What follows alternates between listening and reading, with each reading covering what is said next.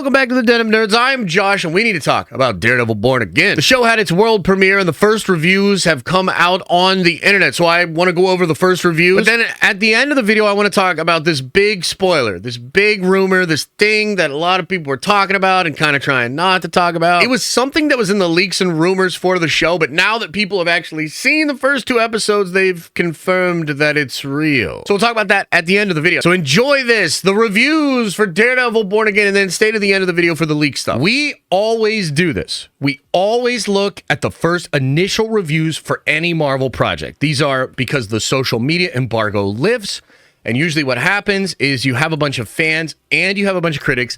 They go to the world premiere, they watch the thing or whatever the thing is, and then the social media embargo lifts and people start talking about it. Now, the last time we did this was for friggin' Brave New World. And the social media reviews for that actually seemed way more positive than I expected. And then the actual Rotten Tomato review and like that, very negative. Very, very negative, okay? So I just want you to keep that in mind. Also, as we go through this, try to think about this versus what people were saying for Brave New World. I think you will find that there is a difference here in the way people are talking about this show. And you might not have seen the press or just people in general be this ecstatic about Marvel for a long time. So let's get into it. First, we're going to talk about what Anthony said here from the Movie Podcast. Says, Daredevil Born Again is a gritty, ruthless, and unforgivingly bloody. Fans of the original series are in for a treat. Echoing the first season's intensity and rage, Cox and D'Onofrio steal the show 2 episodes in, and all I can say is the man without fear is back. Okay, super positive. Talking about the grittiness, the bloodiness, the ruthlessness. He's back. That's cool.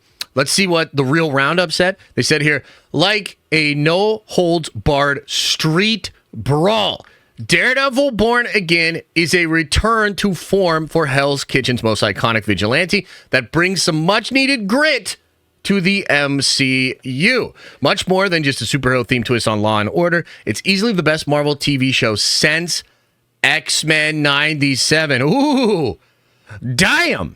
Now, the thing about that is that's obviously really high praise. X-Men 97 is one of the most complete and just fulfilled series that Marvel has ever done.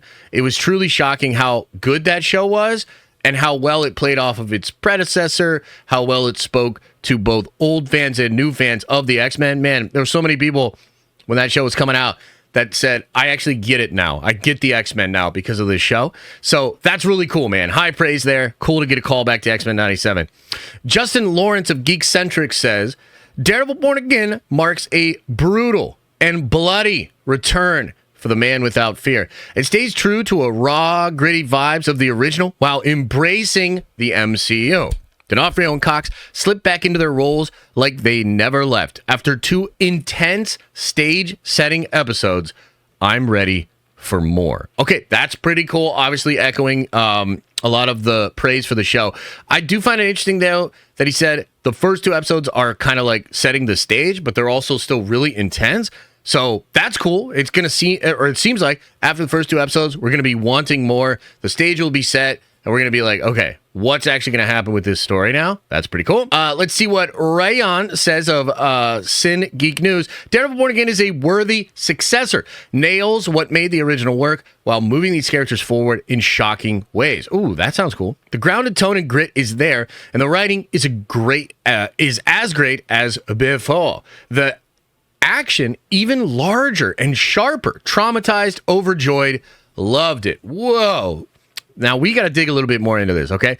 Grounded tone and grit is there. Awesome. The writing is great as before. That's good. Action even larger. Wow. That's pretty impressive.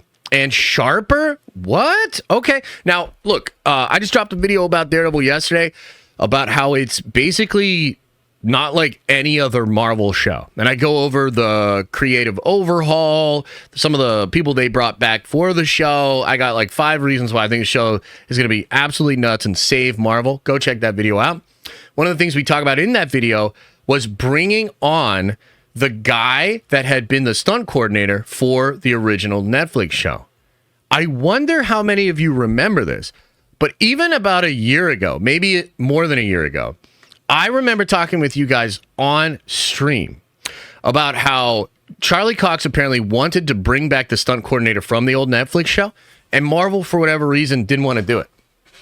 When the show went through its reboot, not only did they bring that guy back on, they made him a second unit director. He's like heavily involved in the show, okay? And so to hear that the action is larger and sharper, whoa, that's pretty cool. Probably has to do with bringing that guy on. So that is freaking awesome. Let's see what Iman Jacobs from Business Insider has to say. Pleased to say, Daredevil Born Again is brutally gripping and hurls a symphony of violence at the audience while perfectly capturing Daredevil's essence as if he never left our screens. Holy! This guy did not skip English 101 and 102. Those are some big words. Well, damn, a symphony of violence? Holy, that's cool. It's not perfect with some awkward CGI. We'll talk about that in a second, actually. A lot of people have brought that up. But it's a bloody delight, says Iman Jacobs of Business Insider. That's awesome, man. That's super high praise. Let's keep going. Let's see what Big Screen Leaks has to say. A lot, it seems like. Daredevil Born Again, first 2 episodes are an adrenaline rush, unlike anything I've felt from the MCU in a long time. Damn! That's high praise. Are you starting to get goosebumps, chat? Being back in this world feels so good, and you can feel the love everyone involved has for the Netflix series. Charlie Cox and Vincent D'Onofrio slip into their roles again effortlessly, and Michael Giacchino, Michael Gandolfini is a scene stealer. That's cool. I can't wait to see what he does. The action is brutal and excellently choreographed from top to bottom. Oh, that's good to hear. It's truly a spectacle. This is a major win for Marvel Studios, and Season 2 can't come soon enough. The show's first episode does a great job reintroducing us to this world again, and then kicks off into the new era in the second episode flawlessly, leaving me wanting more ASAP. Damn! That's high praise, man. That's high praise. Holy shit. Let's see what Rachel Leishman has to say from the Mary Sue. Daredevil Born Again brings my boy back to me. The fight sequences are just as violent as the original show and play with Matt's morality in such a poignant and beautiful way. Charlie Cox and Vincent D'Onofrio step effortlessly back into their rivalry. Oh, that's good to hear. Not too much in depth there, talking about the violence, the morality of Matt. I saw this in the trailer a bit, where it seems like Matt is just not trying to be Daredevil. It's almost like he's fighting against that violent nature. I don't know if a lot of you guys have felt that in the trailer as well, but it almost feels like there are parts of the show where Matt is trying to be reserved and not go all crazy Daredevil, and you can feel it start to come out. I wonder if that's what she's speaking to. All right, let's see what Eric Martian has to say from the Toronto film scene. Says here, the first 2 episodes of Daredevil Born Again dismantle and rebuild what Netflix previously assembled. What? The series borrows plot elements from Batman Returns and Batman Forever, making it somewhat familiar as a Fox docudrama procedural. What? Okay, this is definitely the most confusing review that we've heard so far. I think I know what he's referring to, but it's possibly a big spoiler. But it is interesting that he's saying it brings plot elements from Batman Returns and Batman Forever, making it somewhat familiar. I think he's probably speaking to, like, everybody knows Daredevil's a thing, but he's been gone. Where has he been? Et cetera, et cetera. That's pretty interesting. This idea of dismantling and rebuilding what Netflix has previously assembled, I think I know what he's speaking to there. And unfortunately, that's a massive spoiler as well. But it revolves around that line that was crossed. Some of you probably know where I'm going with this, but for the sake of not spoiling anything, let's just move on. This is Dana Abercrombie, which is a wild name. Daredevil Born Again represents a new chapter that embraces a darker, realistic style while providing grounded, well-rounded characters filled with complicated past and emotions. It feels, looks, and sounds like the original while strongly emphasizing growth and change. Awesome. Kind of echoing a lot of stuff that we've heard before. New chapter, but it feels just like it did before. Really interesting. We just got 2 more here, and then I'll give you some thoughts. The first episode of Daredevil, this is Chris Killian from comicbook.com. I like that guy.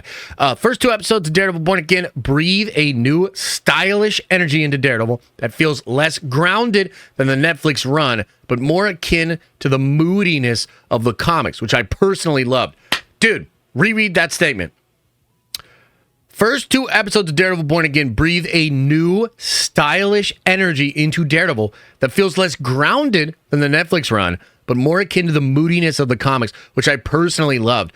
That is such an intriguing thing to hear, because one of my sort of concerns, and I've sort of quietly held this concern for a while, when you're, respecting what came before and you're trying to pay homage to the Netflix thing, is it a little too much? Are we clinging a little too much to the past? Does it not find its own footing? Does it not find its own voice? This was kind of a concern of mine because, look, I love the Netflix Daredevil show. I fucking love that show, man. Been rewatching it recently. It holds up. It's incredible, but it's not perfect. And it's not exactly Daredevil from the comics. And this might be blasphemous to say, but there are certain elements within the Ben Affleck Daredevil movie that are more comic booky than what you get in even the Netflix show. And I've always thought that the MCU does a great job of really bringing in some of those comic book elements and really putting those on full display. So, like, bro, that is kind of cool to hear. And I'm fascinated to see how I feel about that, okay? So, let's move on. Prepare for a gut punch and avoid spoilers. That is probably spoilers, the line that's crossed. We'll talk more about that later. If you know, you know. By the way, first person out of all of these critics to just say the thing. A lot of us are thinking it. Don't put it into the chat. A lot of us are thinking it. Unfortunately, yeah, it probably is real, and it's happening in episode 2. My biggest criticism is that some of the CGI feels rushed, but overall I love the story and the vibe of it all. This version of Daredevil feels much more like a superhero than he did on Netflix, and is already probably my favorite Marvel Disney Plus show in recent memory. Oh, hell yeah, baby. Oh, hell, Chris, man, you're speaking my language, bro. That, like, as a big sweaty nerd, oh my God, you said all the right shit. I'm getting chills, man. Thank you so much. All right, let's see what Eric Davis from Fandango says. Marvel's Daredevil Born Again comes out the gate hot. Among the strongest starts for a Marvel Studios TV show to date, in my opinion. The first 2 episodes are terrific, setting up a story that is part court procedural and part all-out brawling. There's a fight in episode 1 that is all done in one shot with a wild ending. Really kicks off the series in a memorable way. Oh, shit. Oh, shit. Oh, dude, we're getting another big tracking shot of action. Oh, my God, I'm so excited. Really kicks off the series in a memorable way. Honestly, reminds me a bit of the Penguin.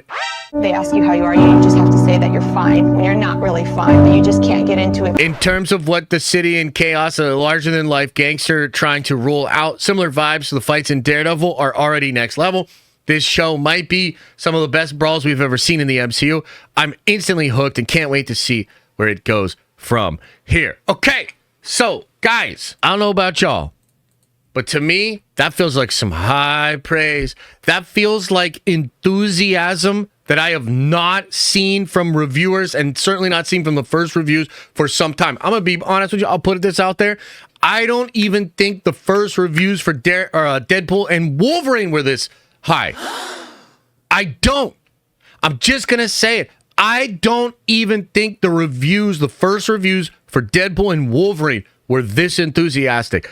I'm feeling a lot of energy behind the words that these people put out with their first reviews of what Daredevil is, and it just feels different, man. Like, it feels like everybody knows this one was made with love and care. This one really matters. The whole squad got together, focused up, and locked the fuck in. That's what the vibe feels like. That's what the fandom is expecting. That's what the critics are saying has happened. This is such a different experience than what we just went through with Brave New World, and I don't want to harp on Brave New World. I don't want to get stuck shitting all over that movie and the experience that we had to go through with that. But Marvel, this is it. This feels good. This is what we want as fans. That other stuff wasn't it. I don't want to talk about a fucking 54% Rotten Tomato thing when it first comes out, the week before it comes out after 2.5 years of you changing this goddamn movie. No, this is the sauce, baby. This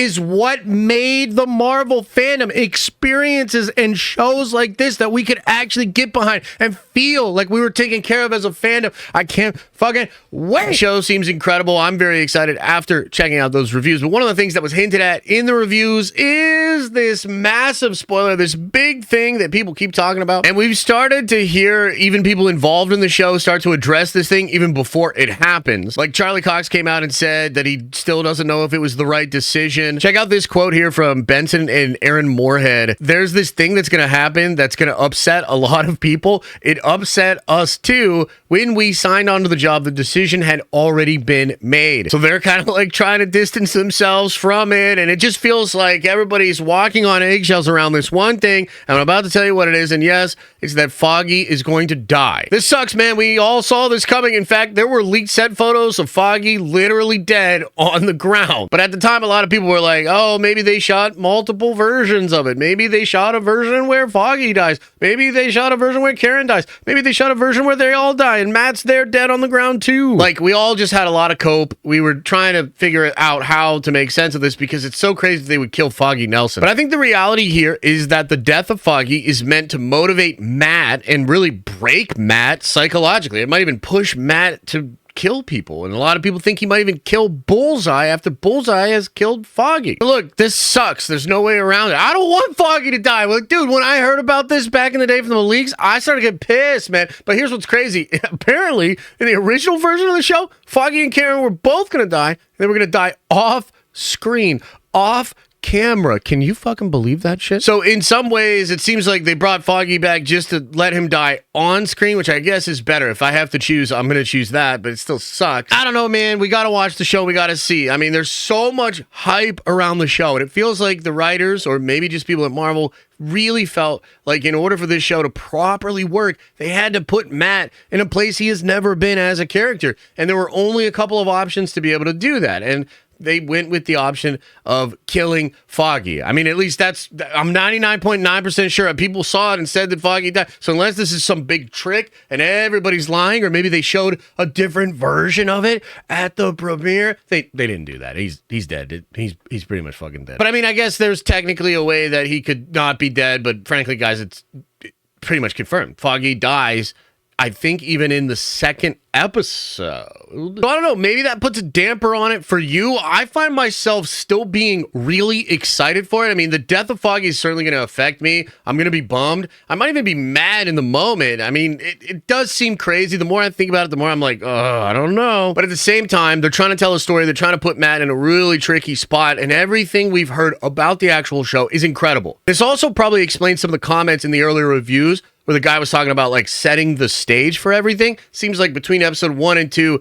we're going to kind of be set into the new world of Matt in a post-Foggy world where maybe Matt's trying to not be Daredevil anymore. And we'll see where that journey takes him. And maybe there's a way for Foggy to come back. It's comics, you know, all kinds of stuff can happen. So we'll see how it all goes. But either way, man, I'm real damn excited for Daredevil Born Again. We are bringing back watch parties over on the live streaming channel. So if you're just going to be watching it at home, you know, you want to come hang out with some nerds, go over to our live streaming channel. We'll be live at 8:30. The show drops at 9. We'll watch the show together. And then immediately after we watch it, we'll get into like commentary. I'll do Q&A. We'll break stuff down live. It's always a good time, man. Haven't done watch parties in a while. We're bringing them back for Daredevil Born Again. As I always say, I hope you are having an awesome and a nerdy day. And I'll see you in the next video.